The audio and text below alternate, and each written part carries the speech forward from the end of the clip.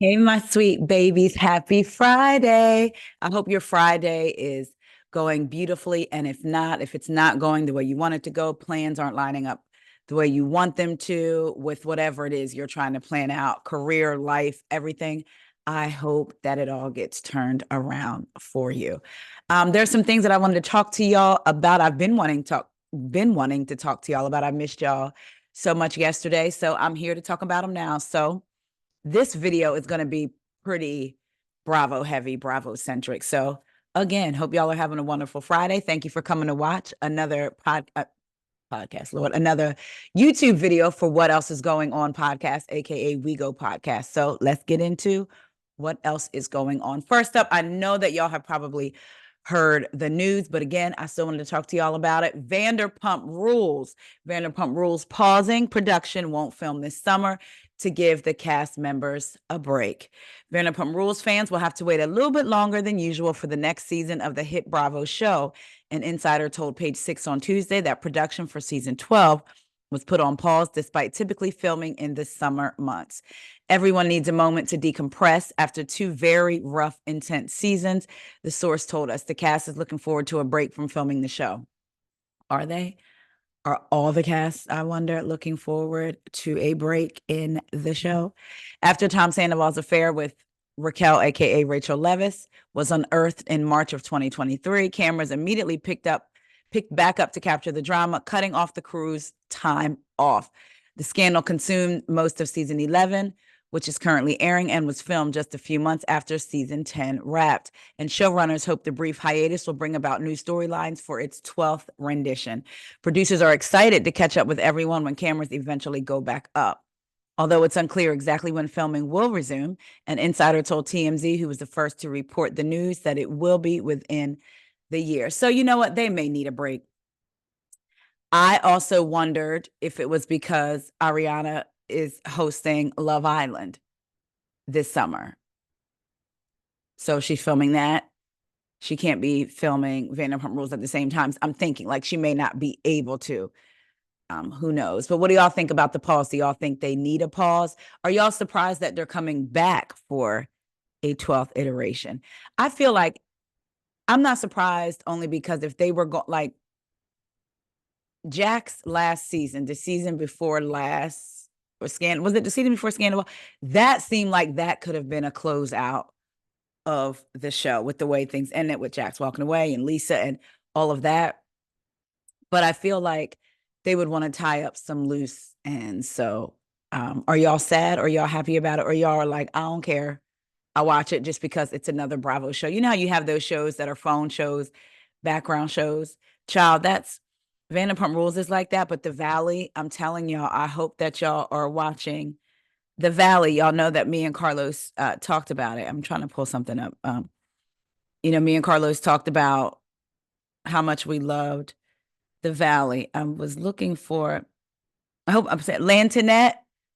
Shout out to Lantinette. She started watching The Valley. And when I tell you, I love her opinions. I would read them, but I don't know. I didn't get her permission, so I'm not going to do that. But she was spot on. I got so excited when she was like, I'm about to binge. I was like, yes.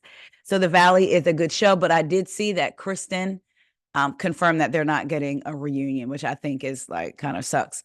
Although one of the married couples, they're each now dating two different people, which it still would have been interesting. But nevertheless, VPR taking a break. I wonder how Lala is feeling. We know that she does pretty much a producer's job, and not a producer's job, but she's trying to play different sides, keep a story going because this is her bread and butter. She's getting ready to have another baby. So I'm wondering how she feels about the break. And y'all, if it is indeed because Ariana is filming Love Island, child, somebody better check on Lala and Shishu. All right, moving on. Let's talk about this. Now, everybody talks about not everybody, but a lot of people talk about how toxic the Jersey fan base is. They may talk about Potomac, but Jersey, child, you might end up in a brawl. So, Jen Aiden for sure, and Teresa has been associated with it, have been exposed by a blogger for feeding them giving them episodes like when the episodes come out, they're sent a link by email. The screeners are pretty much, and they see the episode days before we do, whatever. Well, that link also has an expiration date, so you have to watch it before it expires. I will say a while ago, like maybe 3 years ago, I was on someone's podcast reviewing a show, and they wanted it to come out like right after an episode of a show came out. So they sent me the screener. Let me tell y'all, that would be wonderful to have that and not have to wait till these shows air. You know what I mean? Like not have to wait until it, and then watch it 2 or 3 times to do the review. It would be great to have it like 3 days before it started. That way you can watch it, get your opinions, record an episode, and then drop it after the episode airs. Man, I would put me on a list, send me some. But anyway, so an account on Twitter, Melissa's Old Nose, and it has a picture of, I think, Teresa's daughter, Gabriella, and the person's name is Gabriella. They came out and said that Jen Aiden had been sending them screeners. That way they could see the episodes early and then already start putting out stuff online to like spin a narrative, to already have people geared up to be team team Jen and Teresa, which says a lot of what they think about the audience, because they feel like, which content creators can influence your outlook on things. But if you are a rational thinking person, I think you would see through some of the stuff. Just real quick, like with season 5 stuff, Potomac stuff was getting put out. You know, this person started it, this person did this person did that. But then people that watched, once they heard that, they may have went in with those thoughts, but they actually paid attention to what was happening and the sequence of events and realized, oh, wait, what we were being fed wasn't right. In this case with Jersey, it seems like they were being fed, these bloggers are being fed things, or these accounts. The audience would watch it and still be so, I'm team Jen, I'm team Teresa, right? So she went on a podcast, the person running Melissa's Old Nose account, and she basically said that Teresa and Jen would direct them basically who to go after, and that people were saying that there were bots, and yes, they were the bots. So let me get into a little bit of what she says. A Bravo fan page has just taken aim at Jennifer Aiden, accusing the Real Housewives of New Jersey cast member of leaking information about her castmates, namely Danielle Cabral, and suggesting that Teresa and Lewis have done the same. What's interesting is I saw a TikTok a couple weeks ago of a person talking about this, and I had it set on my I had it set to talk to y'all about it a couple weeks ago, and then it just kind of got pushed to the side. Following years of seemingly acting out of allegiance to Jennifer and Teresa, and standing against their on-screen nemesis, Melissa, even naming their page Melissa's Old Nose, a woman named Gabriella has exposed a series of messages she exchanged with Jennifer at the end of 2023 regarding her season 14 fight with Danielle. So, you know, we heard that there was a fight between Jen Aiden and Danielle. So she says, exclusive, more like Jennifer leaked the tea and we posted it, Gabriella wrote on X, formerly known on Twitter, on April 27th, along with a screenshot of an exclusive article from All About the Real Housewives titled Jennifer Aiden and Danielle Cabral will resume filming RHO&J amid physical altercation. I remember that. Y'all remember seeing an article come out saying that, because people were like, are they going to be fired? What's going on? But then an article came out saying that they both would be filming, even though they had the physical altercation. She also posted a screenshot of messages reportedly exchanged with Jennifer. Good morning, Jennifer. How are you doing? Gabriella had written in one of her messages. Fine, Jennifer replied. I think we're going to resume filming. If not today, then tomorrow. When Gabriella then asked if Danielle was also being welcomed back to filming, Jennifer confirmed they both got off with a warning. We got to just be on the lookout. I'm sure people will come out of the woodwork about how badly she's treated them. Meaning, I think that was kind of like a hint, because again, Jen Aiden says, we just got to be on the lookout. I'm sure people will come out of the woodwork about how badly she's treated them, talking about how badly Danielle has treated them. So basically, let's see if we can dig up some people to come out. At the time, Gabriella, who again runs the X account, what did I say? X Twitter account, Melissa's Old Nose, was waiting for a response from some charity she reached out to and was planning to share a clip of someone on TikTok who accused Danielle of going off on her. See? So she reached out to people to see if they could verify that Danielle wasn't a good person. Then she said she thought that she was the new it girl, more like the ick girl. That's what Jennifer Aiden said about Danielle. So then we get to, in another post on X, Gabriella seemed to share Jennifer's reaction to being exposed. So once Melissa's Old Nose, aka Gabriella, started exposing Jen Aiden, Jen started messaging her saying, hey, what's going on? Who's my camp? Your number's not in service. I'd love to talk. Then please, I got to know what's going on. Then, hey, really? After everything, at least take my number down. I got you that stroller for you beautiful special needs child. SMH for shaking my head. So I guess when Melissa's Old Nose, aka Gabriella, was posting receipts of her and Jen's messages, Jen's number was there. So that's why she says, hey, really? After everything, at least take my number down. I got you that stroller for you beautiful special needs child. SMH. Then she says, how could you? What happened? You were one of the special ones. I'm trying to get your attention. Can we talk? So you were one of the special accounts, I guess. I was trying to get your attention. Continuing on, Gabriella suggested that both Jennifer and Teresa had instructed her on what she was sharing online about the RHONJ and its cast. When they said we were bots programmed by Teresa and Jennifer, they were right. She admitted, we were directed like puppets and the dream team were our masters.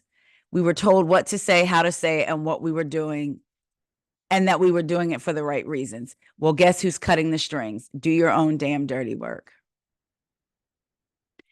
Then she shared another message that she exchanged with Jennifer about, with Jen Aiden about Danielle. Jen says we had to pay for the glams for our hotel. She put her glam in a hotel that was half hour away. It took them an hour with an Uber to get to her every day with the traffic. It was so sketchy. Her glam was calling other glams saying how scared they were. We looked up the hotel and there were some nights where it was $15 a night. I took a screen recording. I'll send it to you. Give me a few minutes. I'm driving. Even when the cab driver was dropping them off at their hotel, he would tell them, be careful. This is a dangerous neighborhood. I can't believe Danielle put her in such a dangerous hotel. Jennifer also told Gabriella that there was a rumor about Danielle stiffing her glam team and encouraged her to follow up to see if the rumor was true. In another X post, Gabriella reacted to a sneak peek at the upcoming premiere episode of RHONJ season 14 that saw Teresa and Lewis accusing their castmates of plotting to take them down. So then Melissa's Old Nose says, let me get this straight. Teresa and Louis are bothered that the RHONJ cast met at Margaret Joseph's to talk about Louis. You should see what Teresa and Louis plant on their castmates behind the scenes. Stay tuned, she warned. Also, she fought back against people online who've labeled her a liar, coming forward, noting that she has receipts and sharing a photo of herself with Teresa. So I'm going to show you all that real quick, just so y'all can see it.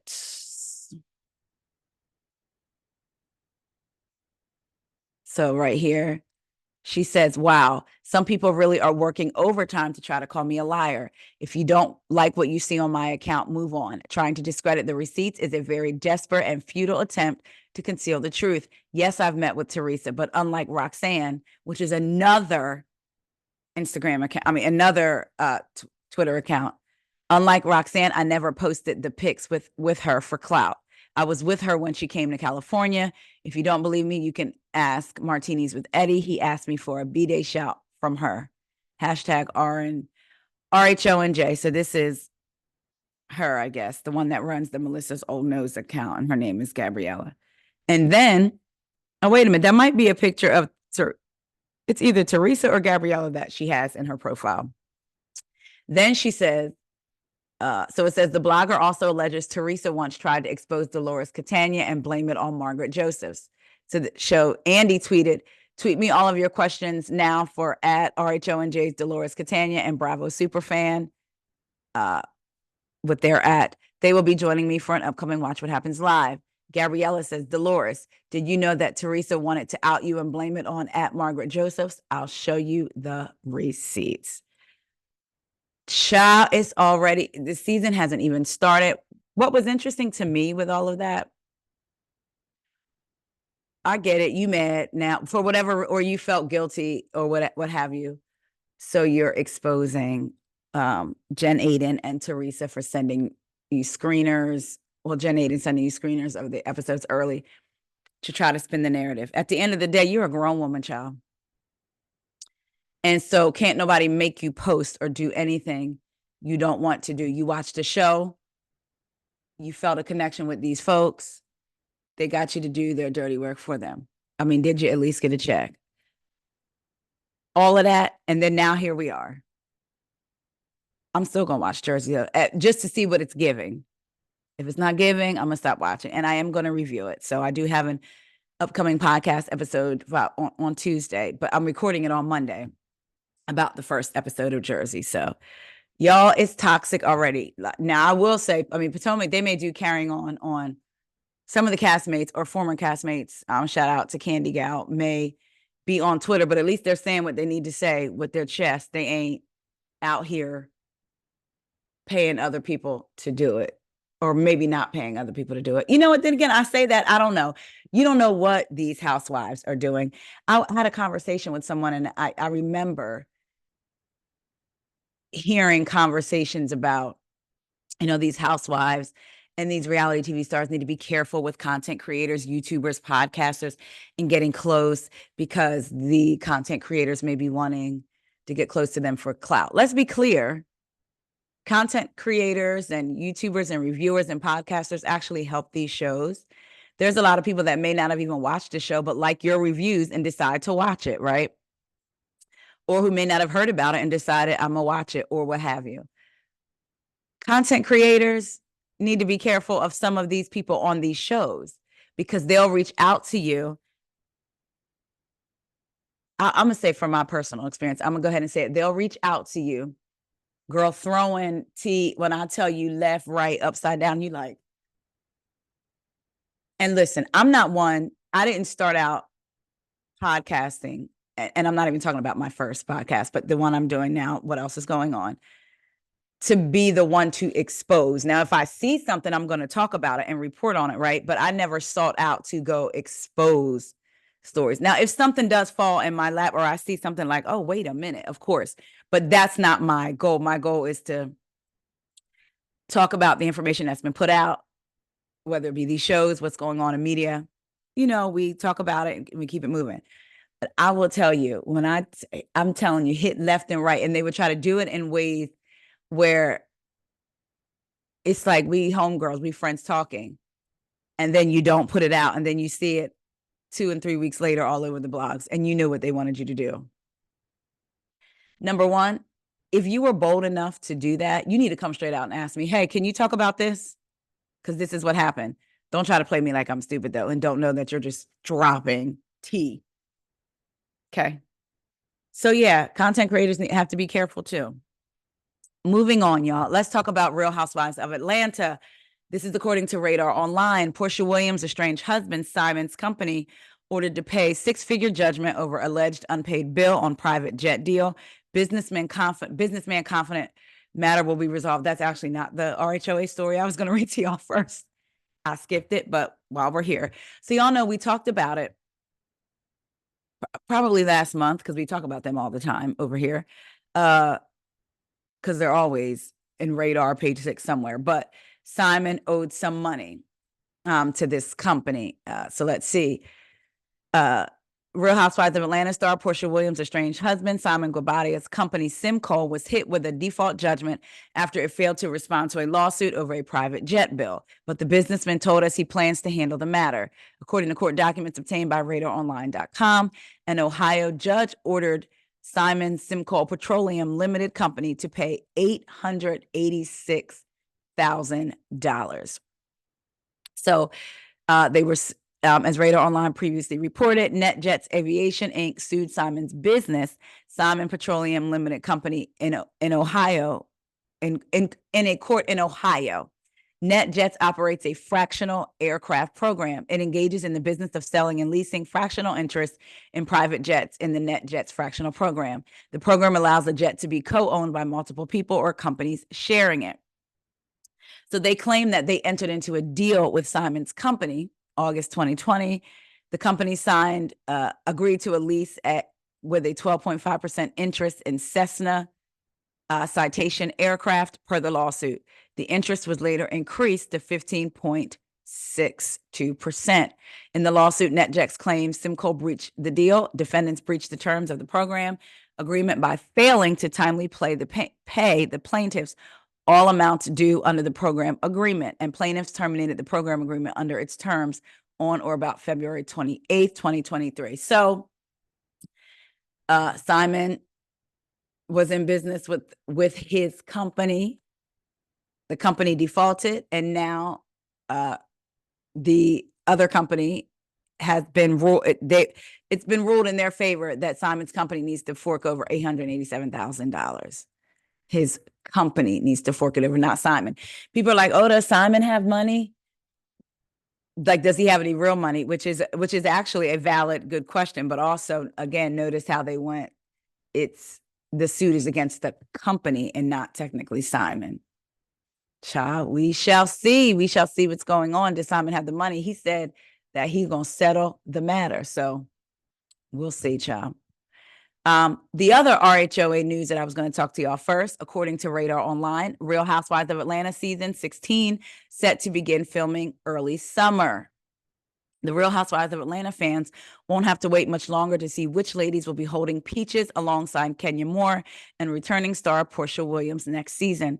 Two sources connected to the show confirmed to RadarOnline.com that the cast and crew for the ATL-based franchise have been notified that cameras will begin rolling on season 16 by early this summer.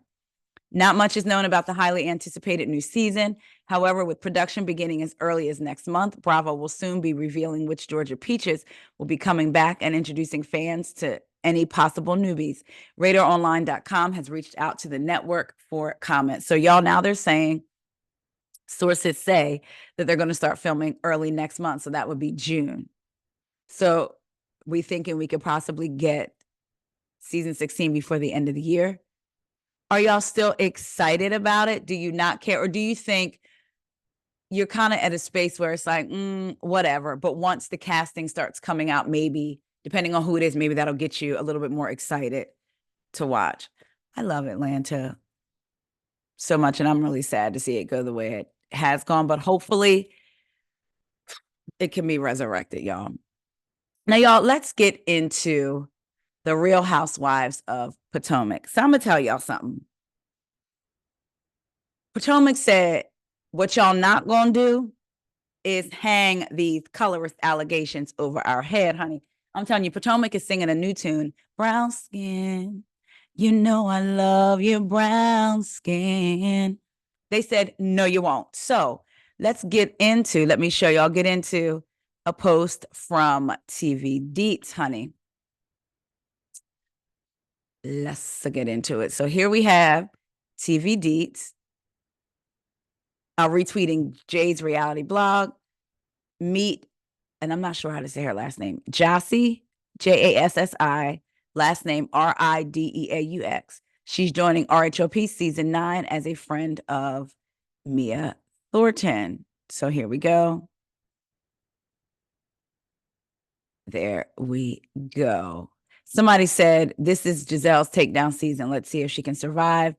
Another person said, she seems to be messy like Mia. It's going to be entertaining. I wonder how they came to that conclusion. But there she is. And then here we have Faces by Bravo, my boo,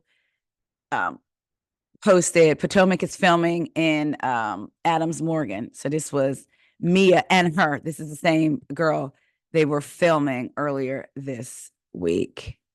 Child ain't letting no time pass before they really did start filming right away. So a little bit of Potomac news for y'all. They are filming and ready to do the thing. I wonder when they're anticipating it coming out. Like if they're filming now, are they anticipating fall?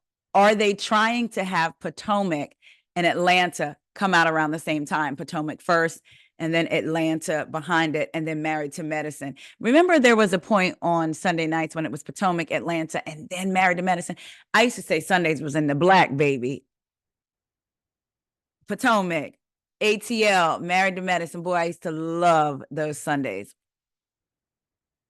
We're a long way from that. But I wonder if that's what they're trying to do now, because we know that Married to Medicine is filming, because Dr. Heavenly had talked about how she wasn't invited to Toya's pop-up shop. But even Dr. Jackie was invited. So, we shall see what's going over there in those Married to Medicine streets soon. But I'm guessing we'll get all of these around the same time. Y'all, that is our Potomac talk. Let me know what y'all think. Are y'all upset about Vanderpump taking a pause? Are y'all watching The Valley? If not, get into it, y'all. I'm telling you, it is not a hard watch, but it reminds you of vintage Vanderpump Rules days. Like, I really don't feel like these people are putting on for the city. I feel like there's a couple that came in, like, we're going to pretend like our relationship is cool. That kind of putting on. But I don't feel like they're trying to have drama for the camera. Child, it's just happening.